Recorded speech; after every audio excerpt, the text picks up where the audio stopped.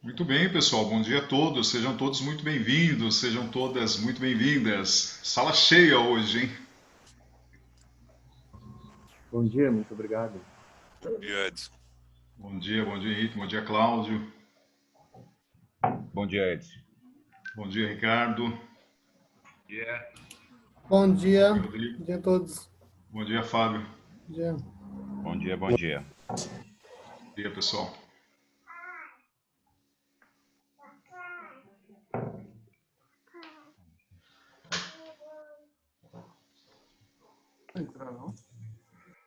Bom dia a todos. Bom Bom dia. dia. Bom dia, Bom bom dia. dia. Bom dia. Bom dia, meu amigo Gisberto. Seja bem-vindo. Tudo bem aí? Tudo bem. Um pouco de frio aqui, mas tudo bem. Em Cotia sempre foi mais frio, hein? É verdade. Aqui é sempre mais frio. É que nem São Bernardo, é 2 graus mais frio do que São Paulo. É, aqui em média 4, 5 graus mais frio.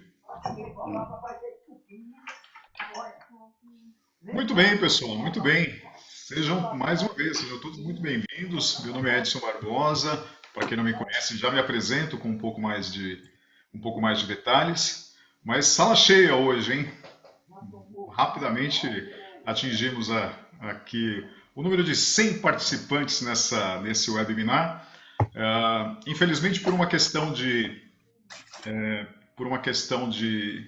capacidade na sala, algumas pessoas que estão inscritas não conseguirão acessar a nossa sala, mas terão aí a possibilidade de assistir o nosso webinar pelo YouTube, que está sendo transmitido online pelo YouTube também. Então, vamos navegar um pouquinho, vamos falar um pouquinho sobre a nossa VDA 6.3. Deixe-me compartilhar com vocês aqui uma apresentação. Muito bem, pessoal. Então, hoje o nosso tema de hoje, dando sequência a uma série de temas que nós estamos apresentando ao longo dos últimos 2 meses. Hoje o tema é VDA 6.3, a gente vai falar sobre auditoria de processo.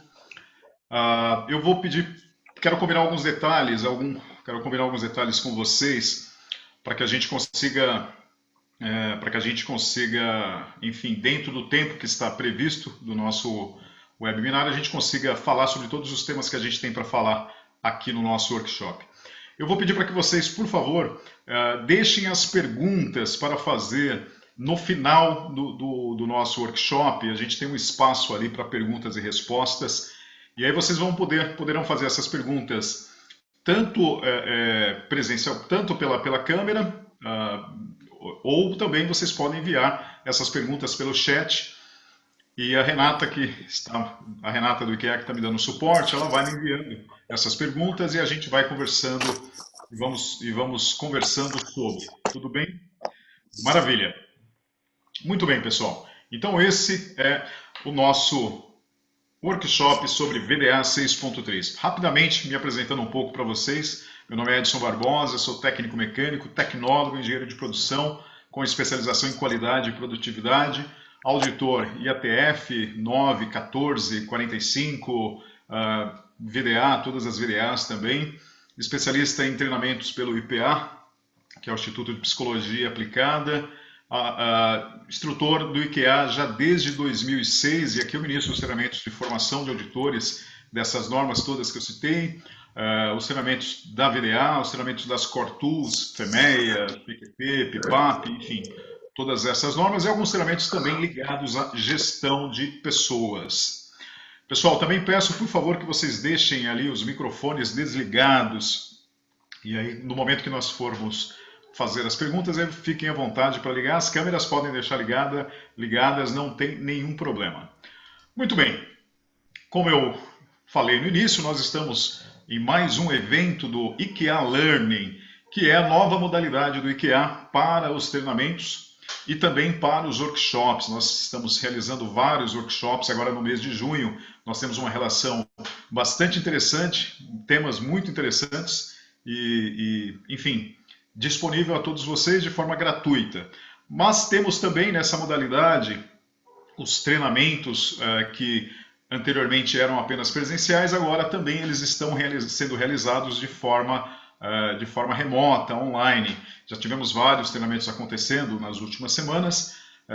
Estamos todos aqui nos adaptando, mas é uma ótima opção para todos vocês. Então, maiores informações, basta acessar o nosso site do IKEA e lá vocês terão todas as informações necessárias. Muito bem. Bom, geralmente eu começo fazendo um agradecimento a todos que estão no workshop, nos prestigiando, enfim, doando parte do seu tempo para nos ouvir, para debater, para conversar um pouquinho sobre os temas que nós estamos discutindo. Hoje, o nosso tema é VDA 6.3. Como a relação é muito grande, são quase 500 inscritos nesse workshop, eu não vou aqui falar o nome de todos, nem as empresas, mas fica o meu agradecimento a todos. O nosso workshop, ele é, como os outros também, ele é um workshop internacional. Temos pessoas assistindo do México, da Argentina, do Uruguai. Então, mais uma vez, o meu agradecimento a todos vocês. Sejam todos muito bem-vindos. Bom, e o nosso tema, então, é a VDA 6.3, que está na terceira edição de dezembro de 2016. Porém, para a gente poder falar do manual, para que a gente possa falar da auditoria de processo, é importante que a gente fale um pouquinho sobre algo que é extremamente importante e é muito atual nos dias de hoje, que são os desafios da indústria, de todas as indústrias, de todos os segmentos, mas aqui especificamente com um foco específico para a indústria automotiva. Se a gente voltar um pouquinho no tempo, e bastante tempo, se a gente voltar um pouquinho na história, a gente vai, até os dias atuais, a gente vai entender e a gente vai perceber que nós estamos na quarta revolução industrial. Passamos pela primeira revolução industrial, naquele momento em que a gente saía de um ambiente mais artesanal para o início, o surgimento das indústrias, ali principalmente com foco na indústria de tecelagem, na indústria têxtil. Depois, no século seguinte, em meados de 45, nós tivemos a segunda revolução industrial, ali com o surgimento de equipamentos, a energia elétrica, o telefone. No terceiro momento, viemos com a terceira revolução industrial, ali com foco, mudanças significativas nos processos de produção, e atualmente nós estamos vivenciando a quarta revolução industrial. Essa revolução industrial que muita gente chama de indústria 4.0, que teve origem ali na Alemanha em 2011. Agora, o que é importante quando nós olhamos para todos esses momentos históricos que nós vivemos ao longo desses anos todos? Uma coisa é fundamental e é importante. Em todos os momentos destas revoluções, nós tivemos um foco específico em manufatura. Em todos os momentos, quando você olha, você tem a manufatura, a produção como foco de atenção. Na quarta revolução industrial, que é a que nós vivemos atualmente, ela diz ali, olha, aprimorar processos de manufatura é fundamental. E como fazer isso? Aprimorar processo de produção é o grande diferencial, principalmente nos dias atuais, é o que vai fazer a grande diferença para as indústrias que continuarão no mercado e também para as indústrias que terão sucesso. Existem várias técnicas, várias formas de você fazer isso, ou seja, de você olhar para o teu processo de manufatura e você conseguir identificar oportunidades de melhoria e fragilidades. É nesse cenário que a nossa auditoria VDA 6.3 ela entra. É nesse cenário que a gente fala da importância de você ter uma visão focada, direcionada para o processo. As empresas estão inseridas ali em um cenário globalizado com um aumento significativo de competitividade e também sobre o aspecto de exigência dos clientes. O que nós percebemos, o que nós vemos no dia a dia, são clientes cada vez mais exigentes.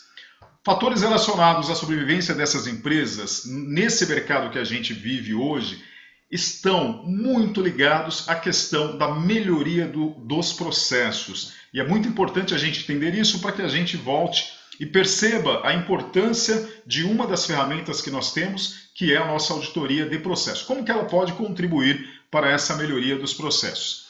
Então isso implica em um melhor aproveitamento daquilo que nós chamamos de processo. A gente vai falar um pouquinho mais detalhadamente sobre isso, mas o conceito de processo, basicamente, você tem entradas, realizações e saídas, e você tem todo um suporte para esse processo de manufatura. Então, entender e melhorar esse processo é fundamental. Bom, mas a gente fala de processo, é muito importante que a gente entenda também o que é um processo, qual é o conceito de processo, para que a gente possa entender como melhorar esse processo, uma vez que esse é o grande objetivo. Existem várias definições de processo, essa é uma que particularmente eu gosto bastante. Processo é uma sequência de atividades que convertem entradas em saídas. Ou seja, quando eu falo nessas entradas, eu tenho sempre a ideia de um fornecedor, que pode ser um fornecedor interno ou externo, eu realizo uma atividade e na sequência eu tenho uma saída, que é a entrega desse serviço ou desse produto para um cliente, seja ele um cliente interno, seja ele um cliente externo. Muito bem, esse é o conceito base de processo. Eu tenho uma entrada, eu tenho uma realização e eu tenho uma saída. Porém, nenhum processo ele existe apenas com entradas, realizações e saídas. O processo, para que ele ocorra de uma maneira ordenada, é necessário que existam as partes que sustentam esse processo. Na VDA 6.3, o conceito que nós utilizamos é o conceito de abordagem por processo, modelo tartaruga, que é esse que vocês veem aqui na tela. É o modelo de abordagem por processo, modelo tartaruga, que também é um modelo de análise de risco. Nesse modelo, além de olharmos para as entradas, a realização do processo em si e a saída, nós também vamos olhar para as partes que suportam esse processo. Nós estamos falando de recursos materiais, que aqui é toda a infraestrutura que você tem na fábrica, máquinas, equipamentos, dispositivos, ferramentas. Isso é a infraestrutura. Nós vamos olhar também para os recursos humanos, ou seja, as pessoas que compõem esse processo, e nós vamos olhar para o que o manual chama de gestão de processo, a gente pode traduzir como documentação que suporta a realização desse processo. E por fim, nós vamos olhar também para os indicadores, aquilo que mede o resultado do seu processo, e percebam, esses 4 elementos de suporte diretamente ligados ao processo. Então a gente usa ali esse conceito da tartaruga, porque é uma analogia, naturalmente, à tartaruga, onde você tem a entrada, seria a cauda da tartaruga, o processo em si seria ali o corpo da tartaruga, a saída, a cabeça da tartaruga, mas uma tartaruga ela precisa das suas patas, é o que suporta o processo. Recursos materiais, infraestrutura, recursos humanos, documentação e indicadores. Essa estrutura que nós temos na VDA 6.3 é essa estrutura que vai ser analisada em cada processo. E eu posso fazer uma auditoria olhando para o processo de desenvolvimento, ou eu posso fazer uma auditoria olhando para o processo de manufatura, ou posso olhar para ambos. Em qualquer uma dessas condições, nós estaremos avaliando o processo sobre essa ótica abrangente que a VDA 6.3 nos traz. Perceba que com esse modelo, o objetivo desse modelo é avaliar os riscos. Risco que é uma palavra que a gente tem usado bastante desde a revisão das normas atualmente, IATF 9, a própria VDA 6.3. O conceito de risco ele veio de uma forma bastante reforçada em todas essas normas. Muito bem, onde você tem um risco, você tem também uma oportunidade de melhoria. Então, quando a gente fala que a nossa indústria, o cenário da nossa indústria atualmente é um cenário que requer cada vez mais um olhar para o processo sob o aspecto de onde estão essas oportunidades de melhoria, essa ferramenta ela é fundamental. Bom, muito bem, quando você entende esse conceito de processo, você vem para o nosso objetivo foco, o nosso tema, que é a auditoria de processo com base no manual da VDA 6.3. Existem algumas definições de auditoria. Essa definição de auditoria é uma definição que eu gosto muito porque ela está bastante alinhada com o nosso objetivo na auditoria VDA 6.3. A auditoria de processo é uma atividade independente que avalia processos e tem por objetivo adicionar valor e identificar oportunidades de melhoria às operações de uma organização. Veja a definição e veja os pontos-chave. O primeiro ponto é agregar valor. Aqui a gente já quebra um paradigma que é bastante antigo, isso vale para qualquer tipo de auditoria, que o auditor, a auditora, é um fiscal, que ele vai chegar na organização apenas para identificar erros, ele está ali para fiscalizar.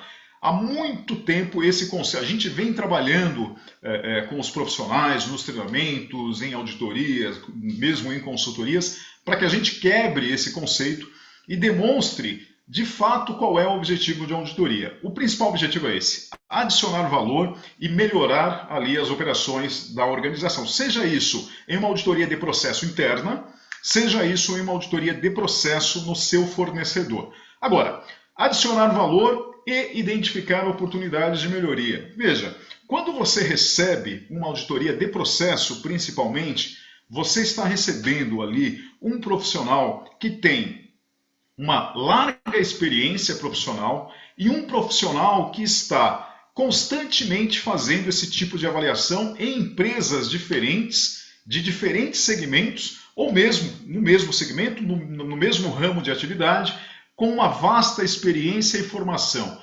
Isso traz para a organização que recebe essa auditoria uma série de possibilidades. A gente costuma brincar dizendo, olha, a auditoria não é uma consultoria, mas em uma auditoria de processo, se você abrir ali um parênteses para esse entendimento, sim, você pode entender que através de todo aquele know-how, de todo aquele conhecimento e experiência que o auditor e a auditora traz para a auditoria, acaba se tornando também uma espécie de consultoria. Então é muito importante que a gente entenda isso e que quando, no papel de auditor, de auditora, a gente consiga trazer esta definição da auditoria e que fique bastante claro o nosso objetivo quando a gente chega, por exemplo, em um fornecedor para auditar. Esse é o ponto importante. Então, olhando para a nossa auditoria de processo com esse objetivo de adicionar valor e promover a melhoria contínua, nós temos uma definição, voltando um pouco aqui para a definição do IATF. O IATF diz o seguinte, no item 9223, auditoria do processo de manufatura.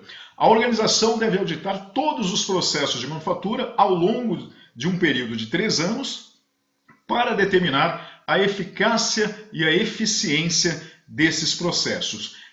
Cada processo de manufatura deve ser auditado em todos os turnos. Veja, de fato, é uma exigência da norma, é uma exigência do cliente. Eu sempre digo, nos meus treinamentos, quem já esteve comigo em treinamento, provavelmente já me ouviu falando sobre isso. Eu digo sempre o seguinte, é muito importante que tudo aquilo que a gente faça dentro de uma organização, essa atividade, ela traga valor, ela agregue valor. Então, para agregar valor, é muito importante que você tenha esta visão direcionada para as oportunidades de melhoria, muito além do atendimento a um requisito de uma norma, muito além do atendimento a uma exigência do cliente. Isso, para o lado da organização, é importante porque se você quiser apenas preparar o seu processo, a sua organização, para receber uma auditoria do cliente, você faz isso, provavelmente você vai ter alguns problemas durante a auditoria, algumas discussões serão geradas, mas enfim, você vai ter ali as não conformidades, com algum ajuste você passa nessa auditoria. Mas isso pouco agrega valor para a sua organização. Se você entende o processo de auditoria como um processo que agrega valor, identifica oportunidades de melhoria, você torna a empresa aberta, preparada para receber essas informações, de pessoas com bastante experiência e com muito conhecimento, que vão te ajudar a melhorar o teu processo. Então é muito importante você entender que, muito além de atender um requisito de uma norma, de atender um requisito do cliente, a auditoria, e especificamente a nossa auditoria de processo, ela vai te ajudar, ela vai ajudar a sua organização a melhorar. Bom, eu falei bastante sobre a questão do auditor, da auditora que vai visitar. todo auditor necessariamente ele precisa ser qualificado. A própria norma, o próprio IATF 16949, ele traz os requisitos de competência para o auditor. E ele diz o seguinte: a organização deve ter um processo documentado para verificar se os auditores internos eles são competentes, levando em consideração quaisquer requisitos definidos pela organização e ou pelo cliente. Então esse ponto é muito importante, a gente vai voltar nesse ponto agora já na sequência, mas a norma ela continua. Adicionalmente, auditores de processo de manufatura devem demonstrar entendimento técnico dos processos de manufatura, incluindo análise de risco, tais como o FEMEA e o plano de controle. Então veja só, volto para aquilo que eu havia comentado. Você não vai receber na sua auditoria de processo pessoas com pouca experiência. Você vai receber, é lógico que podem existir exceções, mas geralmente você vai receber pessoas com muita experiência profissional, com grande bagagem. Olha a oportunidade que você tem na sua organização para, como eu disse, desde que a organização esteja aberta para receber essas informações e não esteja preparado, que a gente vê a gente observa isso em algumas organizações, em algumas empresas, as pessoas estão muito reativas, elas estão muito preparadas para se defender e não conseguem enxergar de maneira proativa as informações que vêm ali através dessa auditoria. Mas enfim, esse auditor, essa auditora precisa ser alguém que conhece o processo. Então você não vai receber alguém na sua empresa para uma auditoria VDA 6.3 que não conheça o processo. Você não vai receber alguém na sua empresa que não conheça análise de risco, por exemplo, FEMEA. FEMEA que é uma das principais metodologias para análise de risco. Então você está recebendo um profissional, uma profissional com bastante competência. Esse é o fator importante. Importante sempre a gente lembrar disso. Bom, eu falei do requisito do auditor, da auditora, pela norma IATF 16949. Mas o manual da VDA 6.3 ele também traz esses requisitos de competência para os auditores, para as auditoras. E ele diz o seguinte, olha só, para quem só vai realizar as auditorias internas na organização, auditorias de processo pelo manual VDA 6.3, a qualificação é bons conhecimentos das ferramentas e métodos da qualidade. Ele vai citar alguns exemplos aqui, o VDA MLA, ele vai citar o FEMEA, o PIPAP, o VDA2, a matriz de SWOT, a metodologia 8D. Então, por que é importante você ter bons conhecimentos se você vai fazer uma auditoria interna? Porque em algum momento da sua auditoria, você vai avaliar ali a fase de desenvolvimento do projeto, VDA, MLA, você vai avaliar análise de risco, FEMEA, então é muito importante que você conheça essas ferramentas. Depois, o manual fala o seguinte, olha, conhecimento dos requisitos relevantes do cliente. É fundamental você conhecer os requisitos do cliente, porque dentro do processo de realização, você tem que cumprir esses requisitos. A organização precisa disso. Então, o auditor, a auditora, precisa ter esse conhecimento. Conhecimento dos requisitos relevantes de sistema de gestão. E aqui ele cita o IATF, a 9001 e a VDA 6.1. Outra coisa fundamental, no treinamento a gente fala presencial, a gente fala de VDA, a gente fala muito sobre isso, e existem alguns requisitos que estão nas normas de sistema de gestão e são requisitos que a gente acaba também, de forma direta ou indireta, avaliando aqui na nossa auditoria VDA 6.3. E conhecimento específico de produto e processo. Mais uma vez, não há como você auditar produto, não há como você auditar processo, se você não conhece o processo, se você não conhece o produto. Isso para o auditor, para a auditora interna. Agora, quando você fala naquele colaborador, ou mesmo em um profissional terceirizado pela organização para auditar os fornecedores, o nível de exigência de qualificação pelo manual aumenta para esse profissional. Por quê? Quando você chega para auditar um processo em um fornecedor, veja, a empresa, o fornecedor, ela pode não conhecer você. Não precisa nem você estar com a roupa ali, ou com o crachá com o nome da organização que você representa. A partir do momento que você chega na portaria da empresa, você é visto como a empresa que você representa.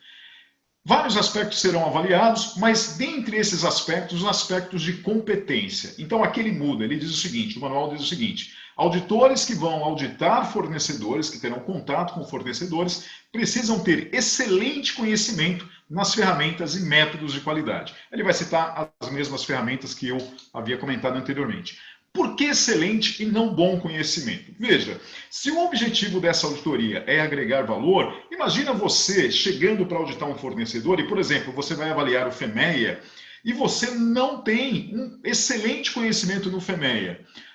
Isso rapidamente é percebido pelo fornecedor. Imagina você fazendo uma pergunta e o auditado ali te questionando, te contradizendo em relação ao seu questionamento e demonstrando maior conhecimento que você. Então, ali a auditoria ela já começa a perder um pouco de credibilidade. Então, é fundamental que os auditores tenham um excelente conhecimento. E aqui, basicamente, nós estamos falando do treinamento e nós estamos falando da vivência prática com a metodologia. Depois, um item que não estava no anterior, qualificação do auditor, qualificação em técnicas de negociação e gestão de conflitos. Para quem faz qualquer curso de formação de auditores, VDA 6.3 e IATF 16949, nós temos obrigatoriamente um dia para discutir essas questões ligadas ao processo de negociação durante uma auditoria, de gestão de conflitos, que são situações que podem ocorrer e você, auditor, você, auditora, precisa estar preparado para isso. E aí ele repete as mesmas exigências anteriores. Conhecimento dos requisitos específicos do cliente, fundamental. Conhecimento dos requisitos do sistema de gestão e conhecimento específico de processo e produto. Então, esta é a exigência do manual VDA 6.3, que complementa as exigências ali do IATF para quem vai realizar a auditoria de processo. Uma pergunta sempre que é feita, que o pessoal faz no treinamento é assim: Edson, a carteirinha da VDA 6.3, o manual exige? Então a resposta para isso é o seguinte: o manual só exige a carteirinha, o que a gente chama de exame de qualificação, que é uma carteirinha internacional, que vem lá da própria VDA QMC na Alemanha. Essa carteirinha, o manual só exige se você terceirizar a auditoria. Ou seja, imagina que você contrata um auditor, uma auditora terceirizado, esse auditor, essa auditora precisa sim ter a carteirinha, uma exigência do manual. Porém, os clientes, esses sim, eles exigem que não apenas o auditor terceirizado, mas que qualquer auditor que atue em nome da organização. E alguns clientes exigem, inclusive, que os auditores internos tenham esta carteirinha. Então, qual é a resposta para isso? O manual só exige para auditores, auditoras terceirizados. Agora, os clientes, aí você precisa olhar no requisito do teu cliente e lá, aí sim, você vai ter uma exigência da carteirinha para quem realiza auditorias em fornecedores e também, em alguns casos, também para quem realiza auditoria interna. Então, pessoal, essa é a qualificação para quem vai fazer auditoria de processo. Muito bem, e o nosso manual? O nosso manual, então, como eu disse no início, nós estamos na 3ª edição. Aqui um pouco do histórico das edições anteriores. Primeira edição em 98. Rapidamente um pouquinho do histórico. Em 98, nós já tínhamos ali as normas de sistema de gestão, na época a QS 9000, que depois virou TS 16949 e atualmente o IATF 16949. Nós tínhamos ali a VDA 6.1, nós tínhamos a ISO 9001, 9002, 9003, todas essas normas, de alguma forma, elas chegavam no processo de produção. Porém, nenhuma dessas normas chegava com o detalhamento que o manual VDA 6.3 chega. Então, percebendo essa necessidade, a indústria automotiva alemã cria, então, o manual VDA 6.3. Ele, naturalmente, no início, um manual para ser usado especificamente nos fornecedores dessa indústria automotiva alemã, mas muito rapidamente ele passa a se tornar uma referência e passa a ser utilizado em praticamente todas as outras montadoras de veículos, por todas as outras montadoras de veículos, que não diretamente, indiretamente. Atualmente, este manual ele é utilizado não apenas no segmento automotivo, mas em vários outros segmentos. Nós recebemos o nosso treinamento aqui no IKEA pessoas de vários segmentos, construção civil inclusive, máquinas agrícolas, linha branca, aeroespacial, enfim, é uma infinidade de profissionais de segmentos dos mais variados que vêm para o treinamento, para conhecer os requisitos, se não para aplicá-los na íntegra, para adaptar ali o que for possível nas auditorias que realizam tanto internamente quanto nos seus fornecedores. Isso por quê? Porque há muito tempo está reconhecido no mercado a importância e o valor dos requisitos desse manual. Então nós estamos agora na 3ª edição do manual. Muito bem. Entrando um pouquinho mais nessa 3ª edição, vamos falar um pouquinho mais, entender um pouquinho mais de maneira mais generalista o que o manual exige. O primeiro ponto é o seguinte: lembra que eu comentei com vocês anteriormente que eu posso fazer uma auditoria de processo focada apenas na produção, ou eu posso fazer uma auditoria de processo com visão na fase de desenvolvimento e também na fase de produção. O manual divide essas etapas por questões, e essas questões são essas que nós vemos aqui. Questão P2, gestão de projeto. O objetivo dessa questão é avaliar como a organização ela analisa, ela estrutura a gestão dos projetos. E o ponto importante aqui é quando nós falamos em projeto, eu não estou falando apenas de projeto de produto. Isso também é sempre uma dúvida. Se você não tem um projeto de produto, imagina que o projeto do produto é do seu cliente, o projeto do processo é da sua responsabilidade. Então, a questão P2, P3 e P4 aplica-se também para organizações que não são responsáveis pelo projeto do produto, mas sim são responsáveis pelo projeto do processo. Questão P3 vai falar sobre o planejamento do desenvolvimento do produto e processo. Enquanto na questão P2 a gente tem toda a estrutura, toda a sistemática para gerir um projeto, agora aqui na questão P3 a gente fala sobre o planejamento desse projeto. Como que você planeja esse projeto? Como que você faz uma análise de viabilidade? Como que você define de maneira padronizada as atividades que serão realizadas, por exemplo, através de um cronograma, enfim. Questão P2, planejamento do desenvolvimento de produto e processo. A questão P4 já é a questão da execução do desenvolvimento do produto e do processo. Aqui nós pegamos todo aquele planejamento de atividades que foi realizado no P3 e agora nós vamos para a prática. Nós vamos implementar todas essas atividades que foram planejadas até o teste final de produção. Lembrando que esse teste final de produção ele deve ser realizado em condições de série e ele precisa ser documentado, enfim, você precisa fazer algo que é fundamental, que é de vital importância, faz uma diferença muito grande. Você precisa fazer uma transferência do projeto para a produção no final do P4. O que é essa transferência do projeto para a produção? É para evitar aquela situação, para tentar ilustrar um pouco isso, imagina o seguinte... Imagina que você entrega, lá, a engenharia projetou um determinado produto para ser realizado na manufatura, mas não acompanha esse produto por um período, junto com a produção. E aí quando você chega lá, descobre uma série de problemas, aí o pessoal fala, também projetaram errado, não nos acompanharam no início da produção. Bom, essa transferência do projeto para a produção é uma transferência multifuncional, ou seja, envolve vários departamentos, onde a transferência ela só será feita quando você tiver ali a certeza de que o projeto do produto ou do processo ele está em condições de fato de ser realizado. Então, questões P2, P3 e P4 estão na fase de desenvolvimento. Já chegando na manufatura, nós temos as questões P5, a questão P6 e a questão P7. A questão P5 ela é uma questão que trata especificamente da gestão de fornecedores. Então aqui nós vamos avaliar se você tem uma sistemática, se a organização tem uma sistemática para identificar, analisar, avaliar e homologar fornecedores, se a organização, depois que esse fornecedor começa a fornecer, se ela monitora as entregas desse fornecedor, enfim, aqui é toda uma questão direcionada para os fornecedores, para a gestão desses fornecedores. E a questão P6, que é a maior, é a que traz o maior número de requisitos dentro do manual. Aqui nós vamos falar sobre manufatura. Então, lembra daquele conceito com base no modelo tartaruga que a gente viu ali anteriormente?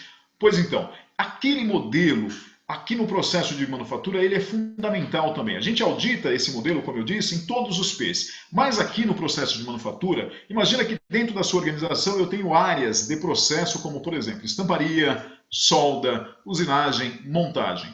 4 etapas de processo. Muito bem. Aquele modelo tartaruga, ele será auditado na estamparia, na solda, na usinagem e na montagem de forma completa.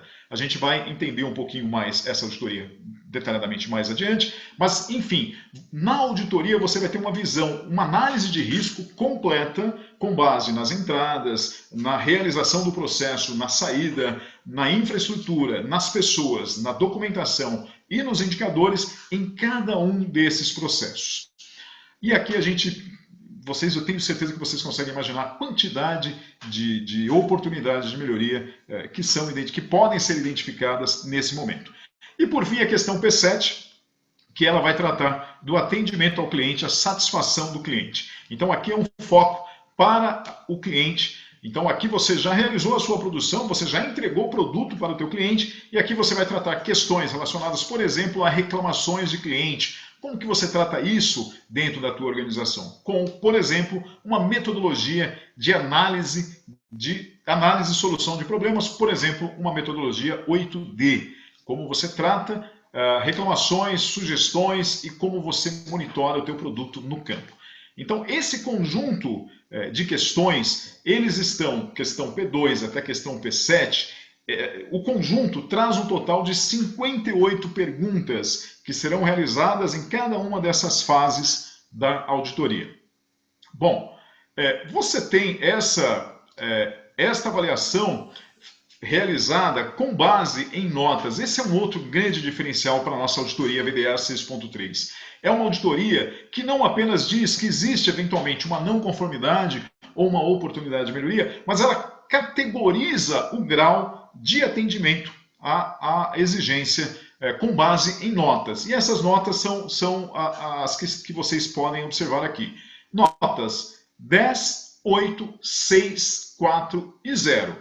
A nota 0 e a nota 10 são as duas notas mais fáceis de serem aplicadas, naturalmente porque o entendimento também é fácil. Nota 0 é a nota que você aplica quando a organização não tem nenhuma evidência do atendimento ao requisito. Então é 0, não tem nada que comprove minimamente o atendimento ao requisito. Essa nota é fácil de você aplicar. A nota 10 também é uma nota fácil. Por quê? Porque a nota 10 é o atendimento total aos requisitos. Então, a nota 10 você também consegue dar de uma maneira muito mais fácil. É lógico, é muito mais fácil você dar uma nota 10 do que você dar uma nota 0, porque a nota 0 é realmente quando não tem nada na organização que consiga minimamente atender o requisito.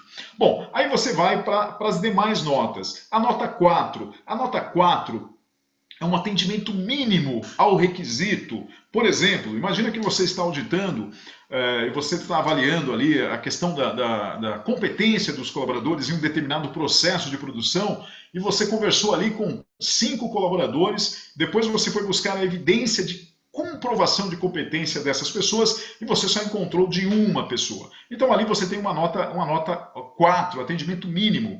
A nota 6 é uma nota quando você tem um atendimento parcial do requisito. Não é uma situação grave, que seria uma nota 0 ou uma nota 4, mas também não é um atendimento na sua totalidade, que poderia ser uma nota 8, ou na totalidade a nota 10. Então você dá uma nota 6. E a nota 8 é quando você tem aquela não conformidade pontual, você tem um atendimento quase que na totalidade do requisito, ou você tem uma oportunidade de melhoria. Aí você vem com uma nota 8.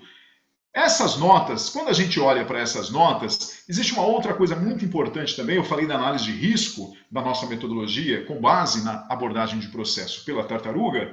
E aqui uma coisa muito importante é a gente entender essas notas sobre a visão de risco. Quando eu dou uma nota 10 em uma auditoria, automaticamente o que eu estou dizendo é que não há riscos naquele requisito, no atendimento àquele requisito. Quando eu dou uma nota 8, uma nota 6, eu estou falando nota 8, o risco é baixo, nota 6, o risco é médio. Agora, quando eu dou uma nota 0, uma nota 4, o risco na nota 4 ele é alto, e na nota 0 o risco é muito alto. Então aqui uma classificação de risco também associada às notas. Por isso que no final da auditoria, além da nota final que a organização recebe, a gente também consegue fazer uma avaliação de risco. A gente consegue fazer essa avaliação de risco por processos, por questões, enfim, é muito completa e traz informações valiosíssimas para a organização, como eu havia comentado. Bom, essa tabela, a gente discute bastante essa tabela no treinamento completo, aqui não é o objetivo, mas é basicamente para mostrar que existe uma referência que nos ajuda muito nessa auditoria. Ajuda tanto quem vai auditar como quem recebe a auditoria, que são as notas sob a perspectiva do processo, do produto e do sistema. Por quê? Na auditoria pode ser que eu encontre um problema que esteja relacionado a produto. Muito bem. O manual, essa tabela, vai nos ajudar a enxergar sobre essa ótica. Pode ser que o problema que eu encontrei esteja, ou a oportunidade, esteja relacionada a processo. Muito bem, o manual vai nos ajudar. E a visão sistêmica é a visão que anteriormente nós discutimos. Então a dica, pessoal, a recomendação é aqui, para você que é auditor, auditora, para você que vai receber uma auditoria VDA 6.3, utilize esta tabela, ela te ajuda bastante. Bom, essas são as notas, mas uma outra particularidade do nosso manual VDA 6.3 são as regras da auditoria. Regras essas que nos ajudam bastante. Às vezes essas regras elas acabam trazendo algumas surpresas, né? Em alguns casos até um certo desconforto, porque as pessoas estão muito acostumadas com auditorias de sistema. E quando você recebe uma auditoria de processo com base no manual VDA 6.3, você percebe que é uma auditoria muito mais complexa, muito mais detalhada e com regras que nós vamos ver agora, algumas das principais regras, não vamos falar sobre todas, mas de algumas que são as principais, a organização percebe que é uma auditoria muito mais profunda. Bom, vamos entender um pouquinho então essas regras. Bom, a primeira regra é essa daqui. Imagina que você está auditando um determinado requisito e você encontrou, veja só, no mesmo requisito você pediu 2 ou mais constatações e você teve, por exemplo, essa situação aqui. Ó. Na primeira constatação, nenhum operário da montagem, você está auditando o item 631, nenhum operário da montagem tinha conhecimento sobre características de segurança. Veja, nenhum operário tinha, nota 0. Para essa constatação, a organização não te mostrou nenhuma evidência. Aí você fez uma outra pergunta, ou seja, buscou uma segunda constatação no mesmo requisito. E na segunda constatação, o treinamento relacionado à última não conformidade não foi assinado por 2 dos 20 colaboradores. Aqui seria uma nota 8, porque você tem um risco baixo. No mesmo requisito, eu tive uma constatação com nota 0 e uma constatação com nota 8. A nota do requisito é a nota de maior risco, ou seja, é a nota 0. Isso não é uma regra do auditor ou da auditora, isso é uma regra do manual. Muito bem. Próxima regra. Olha só, para cada requisito que você audita, para cada questão que você audita, do P2 até o P3, você precisa auditar no mínimo 2/3 dessas questões. Bom, mas aí a pergunta que o pessoal sempre faz no treinamento, mas Edson, mas aí eu preciso fazer conta, eu preciso fazer cálculo? Não, você não precisa. O próprio manual ele te faz isso. Aqui um exemplo na planilha, na questão P2, em que você tem 7 perguntas. Nesse exemplo hipotético aqui, eu não auditei 5, que seriam os 2/3, o mínimo para você considerar aquela questão avaliada. Então, a planilha ou o software, ele mostra que você ainda não atingiu os 2/3, aqui está amarelo, mas fica vermelho ali. Se você auditar mais uma questão, aí já vai ficar verde, dizendo que você atendeu o mínimo. Nesse caso específico, como eu não auditei os 2/3, na planilha que calcula a nota, veja, não há, é como se a questão P2 ela não tivesse sido avaliada, mesmo você tendo ali 3 questões auditadas. Por quê? Porque você não atingiu os 2/3, que é o mínimo. Essa é uma outra regra do manual. Mais uma regra.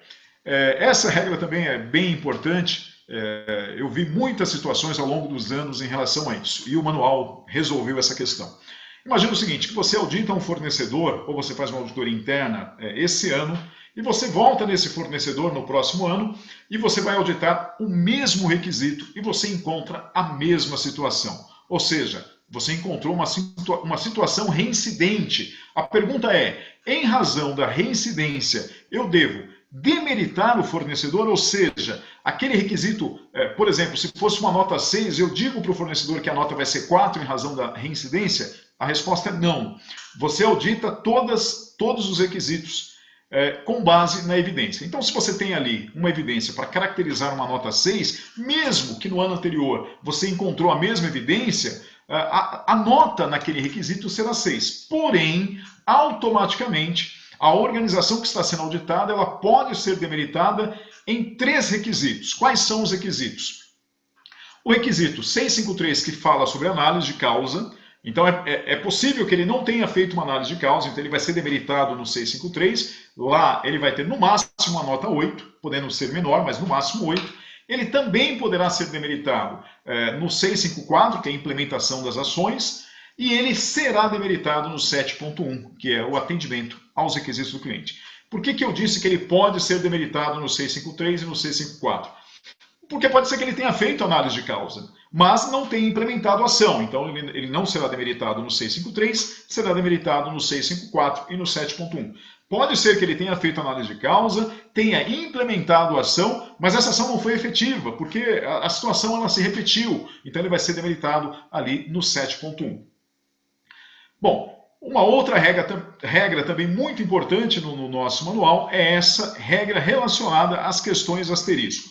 O manual ele traz algumas questões identificadas com o asterisco, basicamente para dizer que essa é uma questão com risco relevante para produto e processo. Muito bem, eu também ao longo dos anos eu vi alguns auditores, algumas auditoras dizendo o seguinte: como você tem uma nota, uma questão asterisco, então imagina aquela situação que você tem evidência para dar uma nota 6. Aí, alguns auditores falavam assim, bom, olha, aqui seria uma nota 6, mas como é uma questão asterisco, eu vou te dar uma nota 4. Então, ele próprio, o auditor, a auditora, já baixava, né, a nota da organização. Não, isso é regra pelo manual. Você audita questões asterisco de forma análoga, ou seja, igual às demais questões. Isso significa que a nota que você dá para uma questão asterisco é a nota com base na evidência. Você não deve, por ser uma questão asterisco, dar um peso maior. Você audita da mesma forma. Agora, é lógico que se essa questão asterisco ela receber uma nota baixa, nós estamos falando aqui de uma nota 0 ou uma nota 4, isso vai trazer uma consequência. E a gente vai ver na sequência. Pessoal, essas são as principais regras que a gente encontra aqui no nosso manual da VDA 6.3. Existem outras, mas essas são as principais. Olha só, ponto importante, eu havia comentado um pouco sobre isso anteriormente, agora vou reforçar. Agora imagina que você está no processo de produção, no processo de manufatura. Imagina que o fornecedor que você está auditando, ele tem 3 processos. Ele tem uma estamparia, ele tem uma solda e ele tem uma montagem.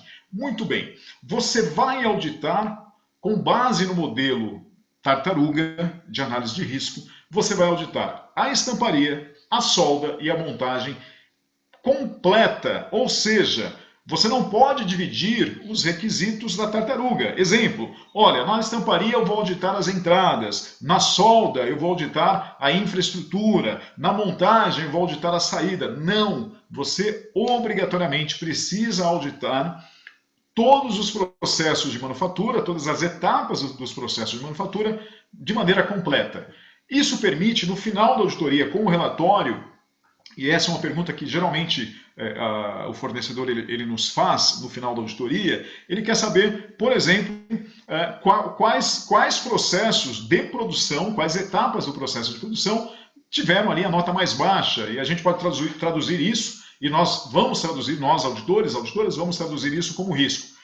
A gente consegue mostrar, porque a gente consegue falar, olha, na estamparia a nota foi, sempre em porcentagem, então a estamparia atingiu ali, sei lá, 85%, a solda 75%, então você consegue dizer detalhadamente qual foi a nota individual de cada etapa do processo, e você consegue mais que isso. Você também consegue, se necessário, se importante, você consegue mostrar dentro da solda qual parte da tartaruga teve a menor nota. Porque na auditoria também você vai dar uma nota. A planilha, com base na sua auditoria, vai calcular uma porcentagem de atendimento para entradas, saídas, infraestrutura, pessoas, documentação e indicadores. Então, por exemplo, você pode, inclusive, ir nesse detalhe dizendo, olha, na solda, o principal risco está relacionado ali à questão de infraestrutura. A nota de infraestrutura foi essa. Aí você mostra qual é a nota. Então, esse é um ponto muito importante, é uma regra também. Você precisa avaliar a tartaruga de forma completa nos processos de produção. Muito bem, aí você chega no final da auditoria, passou por todos os processos, considerando que você auditou todas as questões do P2 até o P7, aí você vai, a planilha, o software, enfim, eles vão então, com base nas notas individuais daquelas 58 questões, a planilha ou o software vai trazer para você a classificação final. E a classificação final é com base nesta tabela que nós temos aqui. Então, se a organização ela atingir uma nota maior ou igual a 90, ela é classificada como A. Se ela atingir uma nota entre 80 e 89, ela é classificada como B. Agora, se a nota for menor que 80, ela é classificada como C. E aqui eu volto para a importância de você olhar no requisito do teu cliente, porque os clientes eles trazem ali algumas consequências, eles colocam algumas consequências, por exemplo, se a sua organização ela for classificada como C. A classificação como C, de uma forma geral, ela traz como consequência o fato de que aquele fornecedor, aquela organização, não poderá participar de novos negócios. Então, é preciso trabalhar para que você não fique em uma classificação C, porque isso vai trazer, na maioria dos clientes, isso vai trazer consequências. O nosso grande objetivo são empresas na classificação A. Agora, veja só, voltando ao que nós falamos lá no início da nossa conversa, da importância de você melhorar processos, identificar oportunidades de melhoria nos teus processos, isso como fator fundamental para a manutenção e o sucesso das organizações agora e no futuro. Veja, empresas que são classificadas com nota A, e eu conheço alguns excelentes exemplos, são empresas onde os processos eles são muito bem estruturados. Onde a estrutura, desde projeto, podendo ser o projeto da manufatura, até a análise e atendimento ao cliente, passando ali pela gestão de fornecedores, manufatura, são estruturas muito bem elaboradas, ou seja, são empresas que realmente conseguem não apenas atender de maneira muito positiva o cliente, mas internamente elas têm ali processos com baixo índice de não conformidades, com baixo desperdício dentro dos processos. Veja, empresas que são classificadas como A realmente são referências. Então esse é o grande objetivo. Porém, olha só, o manual também ele traz regras de reclassificação. Essas regras, elas são muito importantes que a gente entenda, por quê? Imagina que eu na minha avaliação final, eu tenha obtido uma nota 92%. Mesmo o 92% não garante uma classificação como A. Em razão do quê? Em razão das regras de reclassificação. Primeira regra, nós estamos falando aqui das regras de reclassificação de A para B. Então, primeira regra de reclassificação, qualquer elemento do processo, ou seja, qualquer P, classificado com uma nota menor que 80. Então, imagina que eu tenha lá no final, o que a gente chama de EG, que é a nota final, um 92, mas eu tive ali um P5, gestão de fornecedores, com uma nota 79. 92 no final, considerando todos os Ps, 79 no P5. Automaticamente a empresa vai aparecer no relatório 92, classificação B. Segunda regra de reclassificação, qualquer etapa do processo, aqui nós estamos na manufatura, P6, então imagina, eu não tive nenhum P com nota menor que 80%, mas a solda ficou com uma nota 79. Mesmo que lá considerando a nota de todas as etapas de produção, considerando que a somatória ali, a avaliação individual, traga uma nota do P6 maior que 80, mas se eu tive em um único processo uma nota menor que 80, lá no relatório, na nota final vai aparecer o 92 e vai aparecer como B, reclassificação B. Essa é a segunda regra. Terceira regra, qualquer parte do processo, e tenta visualizar aqui aquele modelo tartaruga. Então, se na entrada do processo, na infraestrutura, nas pessoas, enfim, qualquer uma daquelas partes, se tiver uma nota menor que 80, essa classificação também irá para B. Então vai aparecer, pode aparecer lá também a nota 92 no final, mas teve uma parte ali em um processo, uma parte do processo, por exemplo, entradas com uma nota menor que 80, a classificação é B. A quarta regra é, pelo menos uma questão asterisco classificada com nota 4. Se pelo menos uma questão asterisco receber uma nota 4, automaticamente a classificação final ali é B. E a última regra, pelo menos uma questão asterisco classificada com... uma questão não asterisco classificada com 0 pontos, é B. Então essas são regras de reclassificação de A para B. Porém, a reclassificação ela pode ser direto para C, mesmo que a nota final seja um 90 ou maior, mesmo que a nota que levaria para A, mesmo que a nota seja um 80 até um 89 que levaria para B. E as regras são essas. Qualquer elemento, qualquer questão do P2 ao P7 com uma nota menor que 70%, automaticamente a empresa é reclassificada para C. Qualquer etapa do processo, qualquer processo de produção, estamparia, solda, usinagem, no meu exemplo, com nota menor que 70, automaticamente a classificação é C. E por fim, qualquer questão, pelo menos uma questão asterisco, classificada com 0 pontos. A empresa é reclassificada para C. Vejam, os critérios realmente são critérios bem apertados. Por isso, empresas que chegam a uma classificação nível A em uma auditoria VDA 6.3, como eu disse, são empresas que estão realmente preparadas para enfrentar os desafios que nós temos no dia a dia. Bom, aqui um exemplo, basicamente para ilustrar, um exemplo de como as questões elas aparecem no manual. Então ali basicamente você tem o elemento do processo, o subelemento se existir, nesse caso ali o 6.1, a gente está falando da questão P6, a questão, nesse caso a 6.1, o requisito. A gente costuma dizer que o manual ele é ilustrado. Agora, ilustrado não porque ele traz figuras, mas ilustrado porque ele traz essas duas tabelas. De um lado, você tem os requisitos mínimos, é um entendimento para atender aquela questão. E do outro lado, você tem exemplos de implementação, isso que nenhuma outra norma traz. Ela te traz exemplos de como atender, aqueles requisitos. Então, é um grande guia para o auditor, a auditora e também para quem recebe a auditoria. Isso nos ajuda muito.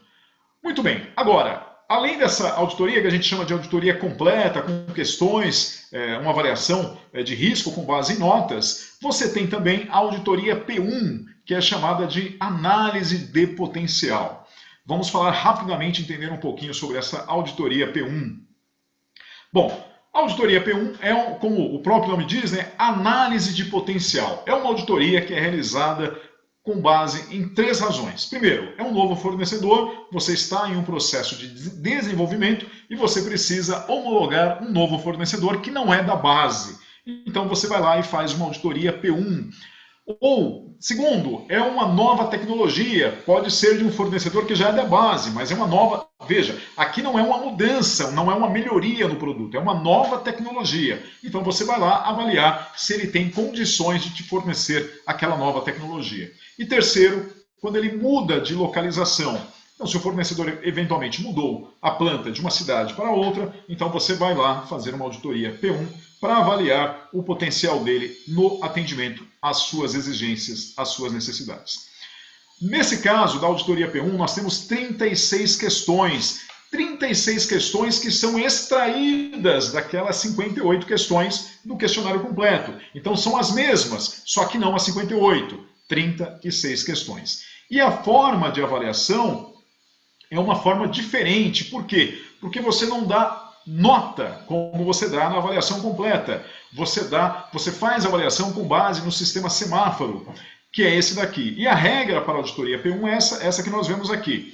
Então, cada questão que você audita, se o requisito ele é atendido, você dá uma sinalização de verde, farol verde.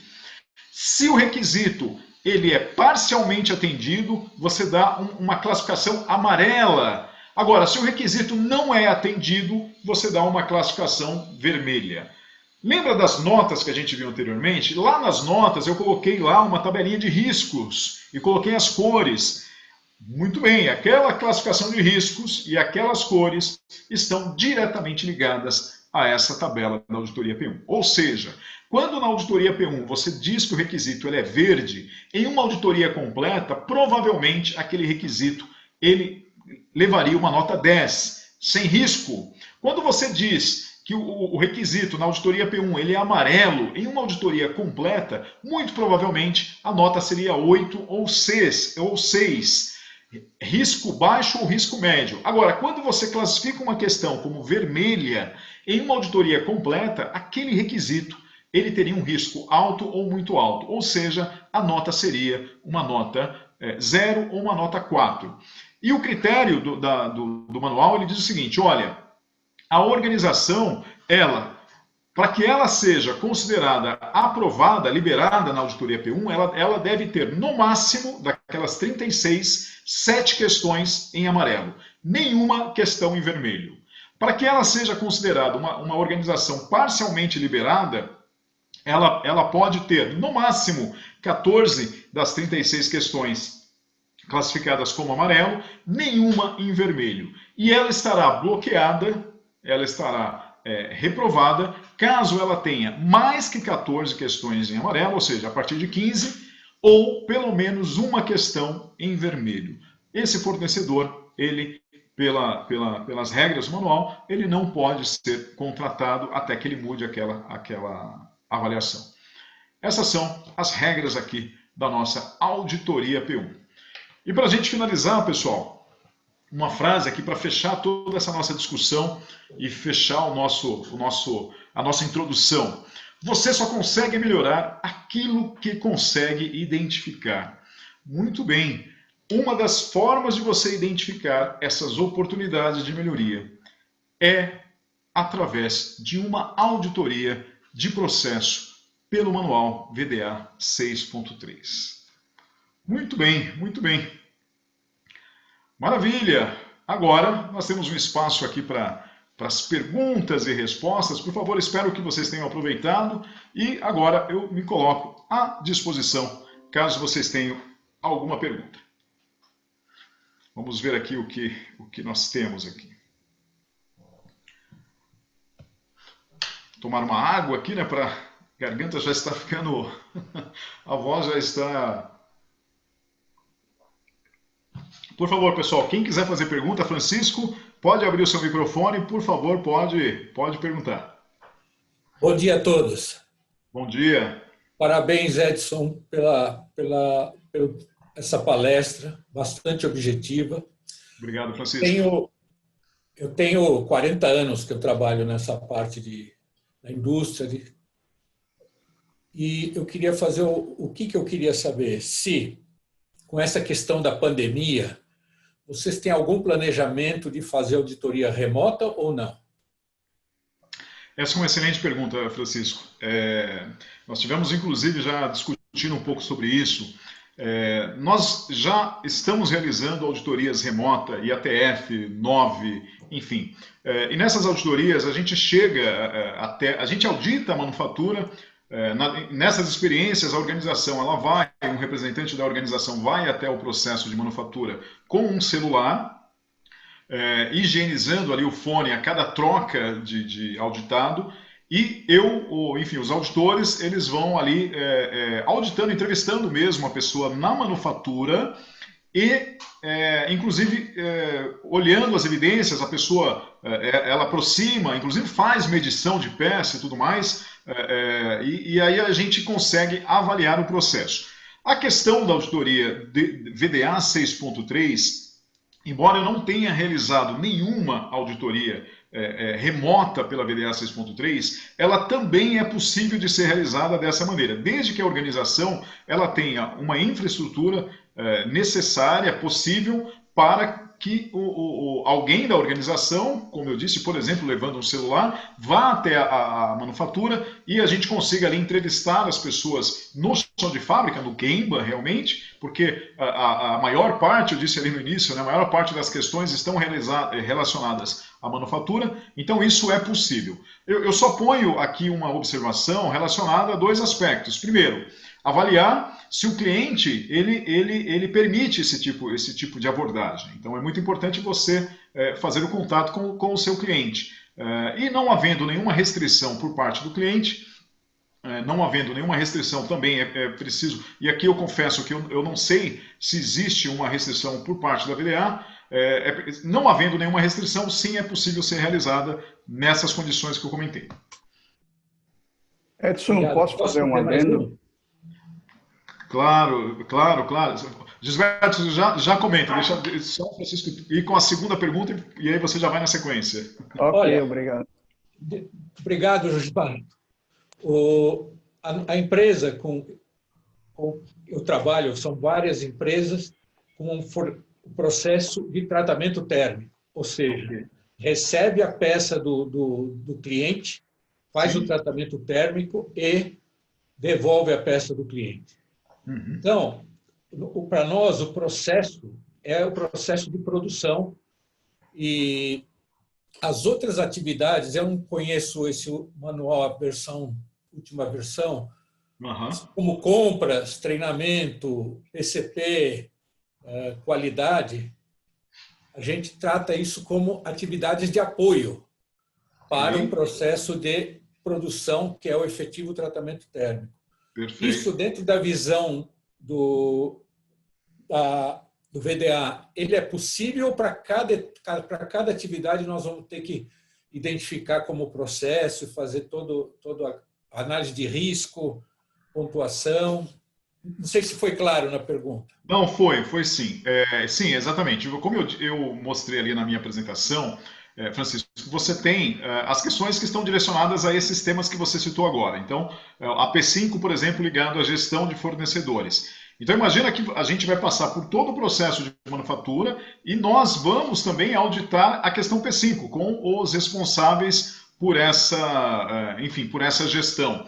Então, sim, nós precisamos da VDA 6.3, ela vai sim. É claro, isso está muito relacionado, mais uma vez, à exigência do teu cliente ou da tua própria organização, como que você definiu. Pode ser que o cliente ou você, na organização, tenha definido que a avaliação vai ser só no P6. Então, ali você vai... O que não é comum isso. Geralmente, as organizações, os clientes auditam, no mínimo, P5, P6 e P7. Mas sim, você vai ter que auditar a gestão de fornecedores, sim, você vai ter que auditar também o atendimento ao cliente. É o que normalmente se faz nessas auditorias, além do processo de manufatura, e o processo de manufatura também com base lá na tartaruga, como eu havia mostrado anteriormente. Muito obrigado. Obrigado, Gisberto. Eu que agradeço. Mais uma vez, obrigado pela presença. Gisberto, Fábio, depois na sequência, fique à vontade. De auditoria remota, a IATF não está permitindo ainda auditoria remota. E existe um documento dentro da VDA QMC Alemanha que segue a mesma linha para a VDA. Perfeito. Gisberto, obrigado pelo comentário. Nós recebemos, inclusive eu tenho aqui, nós recebemos uma carta, tem uma carta, não sei se você a tem, eu posso compartilhar com você. Nós recebemos uma carta do IATF, é uma carta bem recente, permitindo sim a auditoria remota, auditoria interna, auditoria remota. Então, não sei se você está falando da auditoria de terceira parte ou da auditoria interna. A auditoria interna, sim, ela está permitida pelo IATF. Nós temos uma carta, inclusive temos clientes já com base nessa carta, com essa auditoria remota permitida. Mas é isso, perfeito, obrigado. É preciso verificar realmente se não tem nenhuma restrição do segunda e terceira parte e se não tem nenhuma restrição também do cliente. Quem determina realmente é o cliente, né? Bacana, obrigado. Fábio? Olá, então. Bom dia. Bom dia, Fábio. Então, a minha questão é referente ao questionário, porque alguns clientes meus, eles querem alterar o questionário do VDA, fazer um ajuste, né, do formato deles. Então, por exemplo, eles têm já um pré-formulário de auditoria de processo. Eles querem fazer uma adaptação do formulário do VDA para os padrões da empresa dele. Certo? É possível fazer isso? A empresa, a VDA autoriza fazer esse tipo de coisa? Perfeito. Boa pergunta, Fábio. Obrigado. Bom, funciona assim. Mais uma vez, a gente vai voltar para a questão do requisito do cliente. Se o teu cliente ele exige que você replique, cascateie a auditoria de processo com base no manual VDA 6.3, então não, esse teu fornecedor ele vai ter que seguir realmente o questionário, que ele pode acrescentar perguntas ali, mas ele vai ter que seguir. Agora, se não há nenhuma restrição do teu cliente, ou nenhuma exigência do teu cliente, ou mesmo da tua própria organização com relação a isso, ou seja, você simplesmente pede para que ele faça auditorias de processo e você coloca lá como referência o manual VDA 6.3 ou o teu cliente, então ali ele tem maior liberdade para fazer isso. A grande maioria dos clientes vão pedir para que você e o teu fornecedor faça auditoria. E aí você pode sim ter um formulário específico, não tem nenhum problema com relação a isso, mas que você siga ali as recomendações da VDA. Então, respondendo a sua pergunta, é isso. Olhe o requisito do teu cliente, veja o teu requisito interno, não havendo nenhuma restrição, sim, ele pode fazer isso. Ok. Obrigado pela presença. Sidney, por favor. Edson, primeiro, muito obrigado pelo tempo hoje, foi ótimo. Eu queria fazer uma pergunta. Na realidade, independente da pandemia, mas a pandemia tem criado essa questão ainda mais relevante. Como você entende a adequação aos requisitos com respeito a plano de contingência, né? Quanto a P5, P6 e P7, não só pela organização, mas no supply chain, é muito normal as empresas terem entendimento, independente de ser mais ou menos claro, na minha visão, no 16949, e também reforçado pela VDA 6.3, 6.1, as empresas tendem a se preparar muito para plano de mitigação. Ou seja, se acontecer, eu vou disparar isso, para aquilo outro, etc., que é mais ou menos o que está acontecendo hoje com a pandemia, um tremendo e fenomenal plano de mitigação. E, na minha visão, não atende ao que significa plano de contingência, né? Porque isso daí tem que ser preventivo, né? Ou seja, desenvolver eventualmente fonte alternativa, ou ter um backup de equipamento, né? Coisa desse tipo. Como é que você avalia a diferença realmente entre um plano robusto de contingência na organização e fora? O que você espera ver como elemento mínimo, independente do que está acontecendo hoje com a pandemia, que é o que eu falei, que mistura um pouco o conceito do pessoal quando se perde na mitigação emergencial, né? Perfeito. Essa questão é muito relevante, Sidney. A gente tem discutido, inclusive, também essa questão em outros fóruns. A gente tem discutido isso recentemente em outros fóruns também. Concordo com você tem ali realmente uma confusão entre mitigação e prevenção. Os planos de contingência, veja, como você mesmo disse, né, a situação que nós vivemos atualmente é uma situação totalmente atípica. Ninguém conseguiria prever e, portanto, tomar ações ali preventivas relacionadas ao que nós vivemos atualmente. Então, os planos de contingência, eles sim, você tem razão, eles devem ser planos preventivos que permitam, em situações graves, em situações de dificuldade das mais diversas, que a organização ela consiga manter o fornecimento ou o abastecimento dos seus clientes. Agora, esse plano de contingência, é muito importante que ele seja analisado em conjunto com o teu cliente, para que ele seja volto, né? Eu sempre falo isso, reforço, é muito importante que a gente tenha, que a gente faça, temos que fazer um plano de contingência porque a norma exige e nós vamos precisar testar agora essas contingências periodicamente, porque a norma exige. Por que do teste? Né? O teste ele veio por uma necessidade realmente de você garantir que aquilo que você está prevendo ali, caso você precise, você vai conseguir utilizar e garantir o atendimento ao seu cliente. Então, aquela história, você fala que se acontecer algum problema, você vai ter você terá ali um estoque de segurança como plano de contingência. Será que você tem esse estoque de segurança também? Então, preciso monitorar isso. Agora, respondendo a sua pergunta, a expectativa que existe, e o que a gente vem discutindo nesses fóruns, é que nesse cenário atual é impossível, né? Você dificilmente você teria alguma coisa no teu plano de contingência, mas que com base nas lições aprendidas desse momento, as organizações elas possam ali no futuro adequar o seu plano de contingência para questões próximas a uma situação como essa que a gente está vivendo atualmente. Então, essa expectativa que nós temos ali para para o futuro, né? Obrigado, Sidney. Ok, obrigado. Olha só, pessoal, a gente tem aqui algumas perguntas. O Ederson Conte, ele pergunta o seguinte: a partir de qual momento da entrega do produto ao cliente o produto passa a ser de série ou ainda em desenvolvimento? É uma definição do próprio fornecedor? Ederson, obrigado pela sua participação e pela sua pergunta também. Olha só, a partir do momento que você começa a entregar produto, a partir da primeira entrega para o teu cliente, quando você saiu ali, ou quando você teve uma aprovação via VDA2, via PIPAP, e que você começa a entregar peças, enfim, produção para o teu cliente, ele já você já começa a avaliar ali as questões relacionadas ao cliente. Então a série, ela começa justamente nesse momento, quando o cliente aprova o teu processo, quando você faz a transferência, o cliente aprova o teu processo e você começa a entregar peças para o teu cliente. A partir desse momento, já é produção em série. O José Vanderlei Silva, ele pergunta o seguinte: bom dia, José, obrigado também pela presença. A nota que está entre 80 e 90, o símbolo no 80 não está errado, pois deveria ser maior ou igual a 80 e não menor ou igual a 80.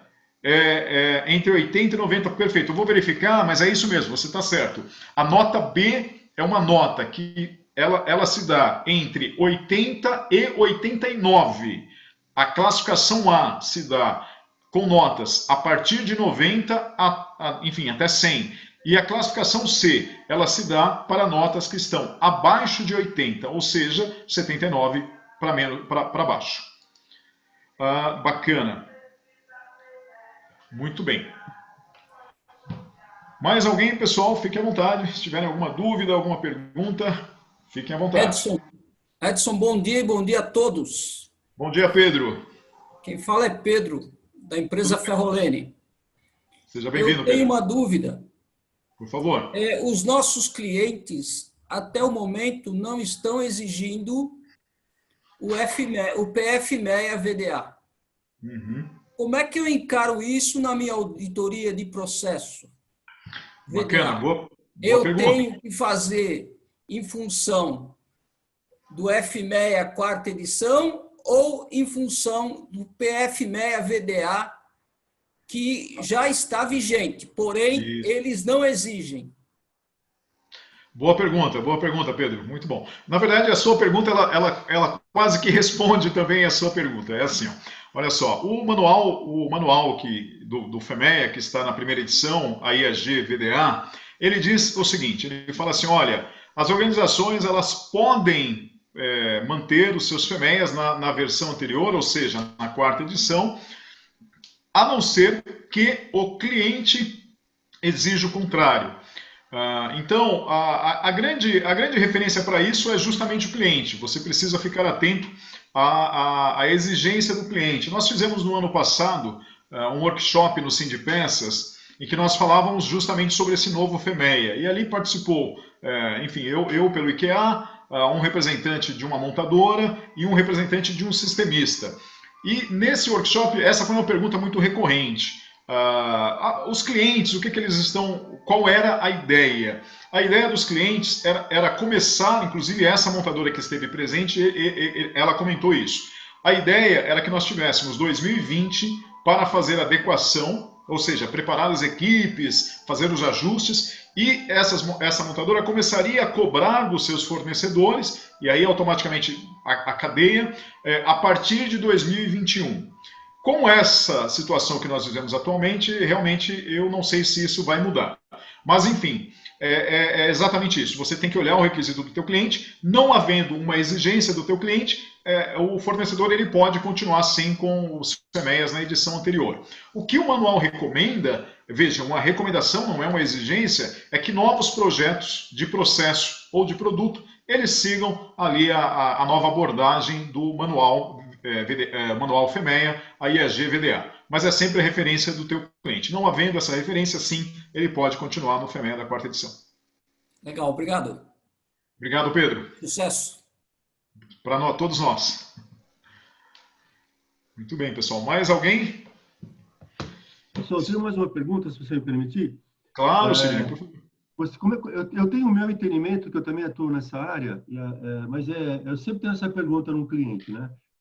O cliente automotivo, que lida com OEMs internacionais, OEMs americanos e europeus. Ele fala, pô, o IATF me dá uma auditoria interna, me dá uma auditoria de terceira parte, eu tenho certificado na parede, etc.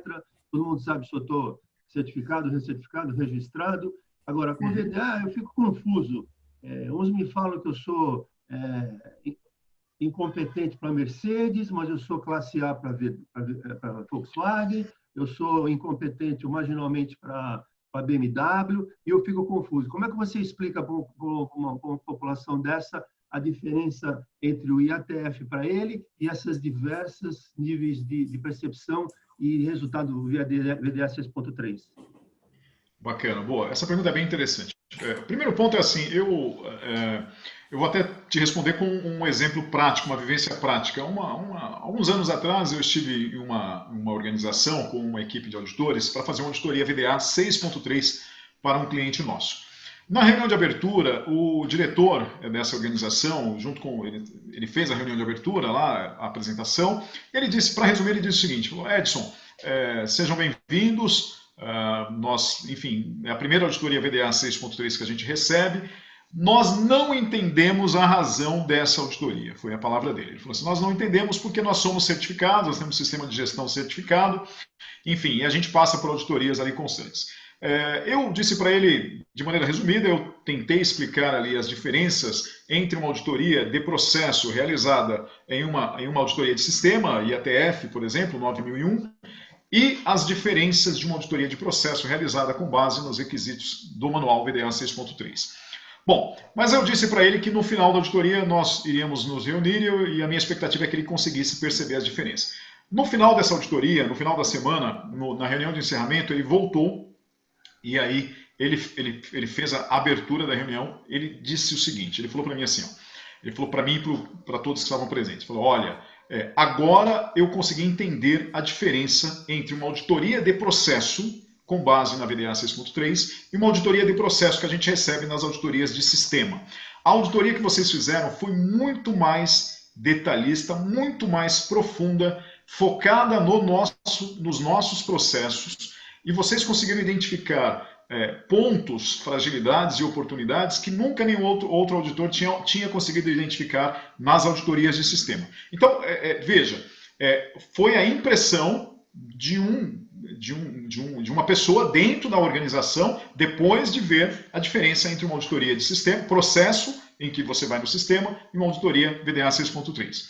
Esse é o primeiro ponto, é o gancho, basicamente para mostrar que existem diferenças significativas. O segundo ponto é assim, isso que você comentou, de fato, não deveria acontecer. O que não deveria acontecer? Você não deveria ter uma diferença de classificação. Veja, por exemplo, um cliente A vai lá e dá uma nota 95 para esse fornecedor. E aí vai um outro cliente e dá uma nota 85 para esse fornecedor. Existe uma diferença muito grande de avaliação aqui. Ou a empresa, e aí por isso é difícil responder sem conhecer a empresa, né? Sem conhecer o detalhe ali da empresa. Pode ser que a empresa tenha realmente piorado muito de uma auditoria para outra. Pode ser que o nível dos auditores sejam níveis diferentes ali. Porque não sendo, e essa é uma das razões para que a gente tenha o processo de formação de auditores VDA 6.3 realizados por uma entidade como o IQA, que é uma entidade em que nós, instrutores, nós somos qualificados desde 2010, nós somos qualificados e passamos por várias reciclagens com a própria VDA QMC, para que a gente crie um alinhamento conceitual, ou seja, tanto o auditor da montadora, como os auditores dos sistemistas, Tier 1 e assim vai, todos eles passaram pelo nosso treinamento. Todos que têm a carteirinha passaram pelo nosso treinamento. Então, todos ouviram a mesma explicação, todos tiveram o mesmo alinhamento conceitual.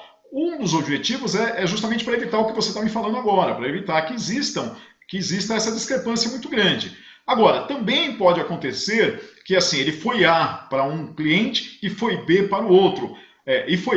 E essa diferença aconteceu não porque teve uma diferença de nota, e sim porque teve, por exemplo, uma situação pontual em que ele teve lá uma nota 4 e uma questão asterisco, então foi uma questão ali, embora pontual, significativa. Então isso mudou ali a classificação de um cliente para outro. Então por isso que eu disse, é difícil responder, é preciso entender o detalhe. A minha sugestão para você é isso, é que você vá...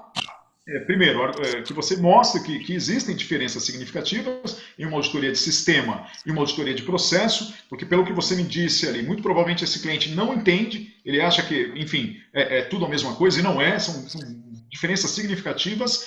E segundo, olhar o que aconteceu nessas duas auditorias, para saber se aí foi uma diferença, talvez ali de competência dos auditores, ou se não, foi realmente um problema pontual, e aí talvez esse cliente não esteja entendendo, ou não conheça, quem disse isso, talvez não conheça as regras do manual VDA 6.3, ok? Obrigado mais uma vez pela pergunta e pela participação. Obrigado. Edson, só para emendar um pouco esse assunto, às vezes eu tenho a resistência de fornecedores que têm ISO 9000 apenas, e não IATF, né?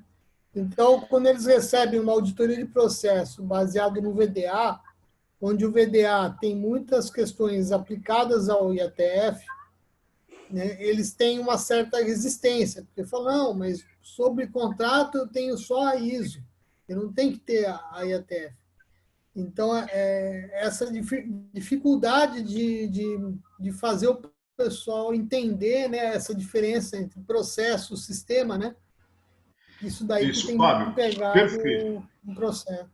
O que você comentou, assim, perfeito. Ele vai ao encontro do que da pergunta do Sidney, do que eu comentei anteriormente. A gente vive isso constantemente, né, com os fornecedores dos nossos clientes. De fato, principalmente para aquele fornecedor que ele é só 9001, eu volto. É muito importante. E esse é um papel, é nossa responsabilidade enquanto auditor, auditora, é nossa responsabilidade.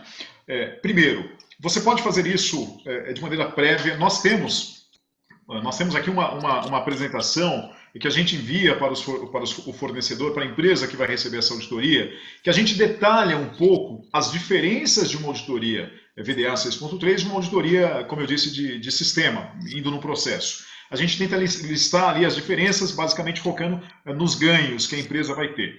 Mas é muito importante que a gente chegue nessa organização, na reunião de abertura, e a gente mostre claramente quais são essas diferenças. E mostre para essa organização que nós não estamos ali com o objetivo de fiscalizar, de penalizar. Não, nosso objetivo é outro. Nosso objetivo é contribuir, aquilo que eu falei no início da minha apresentação, é contribuir para a melhoria dessa organização enquanto fornecedor. E a gente vai fazer isso como? A gente vai fazer isso com a nossa experiência, com o nosso conhecimento. E, agora, é lógico, não adianta ficar só na fala.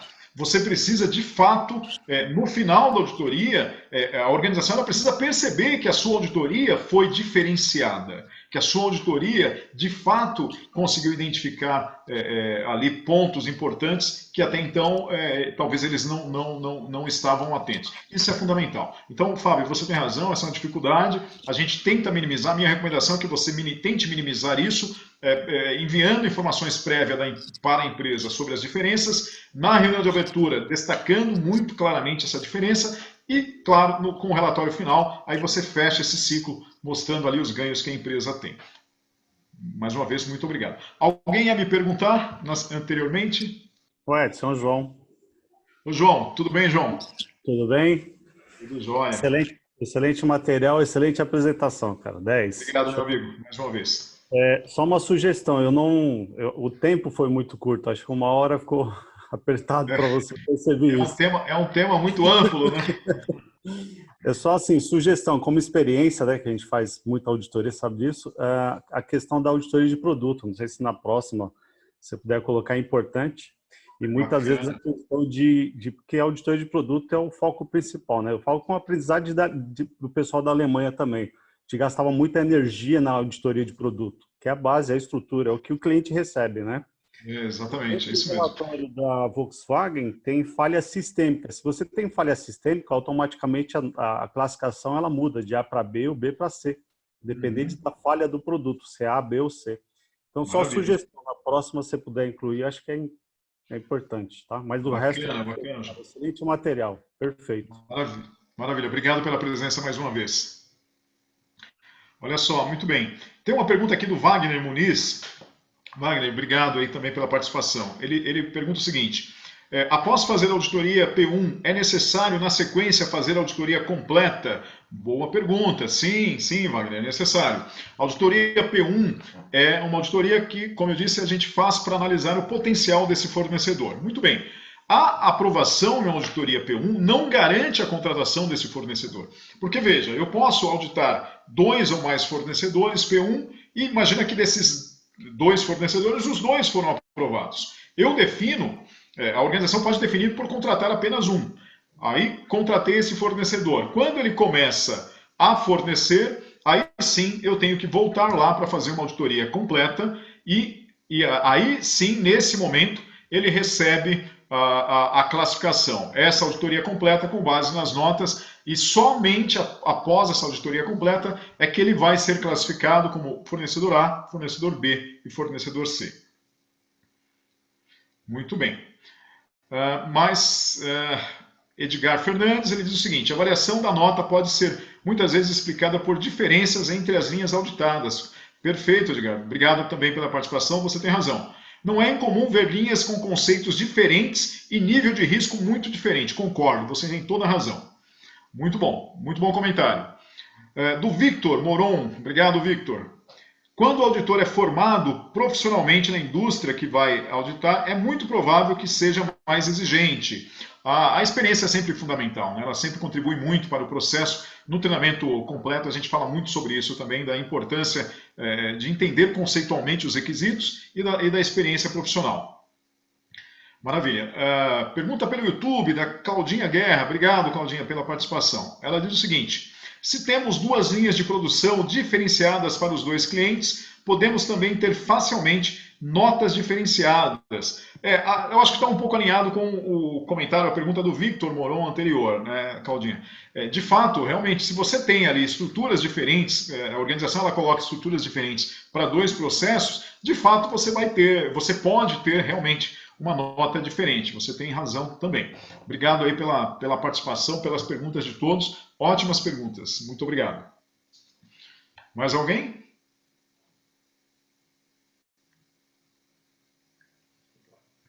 Bom, pessoal, olha só, eu vou depois, com calma, olhar todos os comentários, mas eu quero, de antemão aqui, agradecer muito a participação de todos vocês que disponibilizaram parte do tempo ali, mais uma vez, para nos ouvir, para falar um pouquinho sobre esse tema que é de extrema importância. Então, muito obrigado pela presença de todos vocês, foi um grande prazer. Tenho vários amigos, várias amigas aqui presentes no nosso webinar, foi um grande prazer. Espero que vocês tenham aproveitado bastante. Me coloco à disposição caso vocês tenham alguma pergunta, alguma dúvida. Basta fazer o contato lá com o pessoal do IKEA, através do e-mail que vocês receberam, e o pessoal me repassa as informações. Caso queiram também, podem me procurar lá no Instagram. Desculpa, no Instagram, no LinkedIn. No LinkedIn. E será um prazer tê-los na minha rede de contatos. Então, muito obrigado mais uma vez. Fiquem bem, cuidem-se e cuidem da família. Espero que a gente possamos nos encontrar em oportunidades futuras, mas mais uma vez, muito obrigado. Um grande abraço a todos e até uma próxima oportunidade.